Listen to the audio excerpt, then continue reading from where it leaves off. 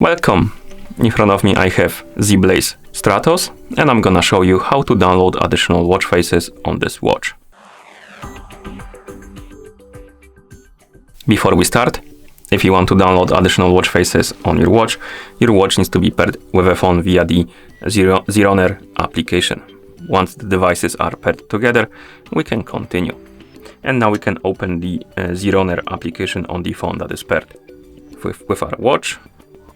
Let me actually close it and open it again, just so we can open it normally like this. Once you open the app, you should see the data page. Now you can tap on the device icon, and here you should see your Stratos watch, and also you should see the option called change dial. Tap on the all option to open the whole category. Come on. Oh, okay, it opened, so let's go back. And here we have it. You can scroll through the list of different categories, browse them, and find the watch face you would like to use on your watch.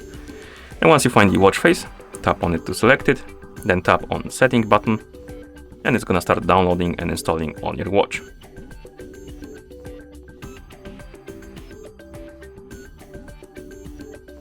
And once the watch face is done installing, it will be applied on your watch, as you can see.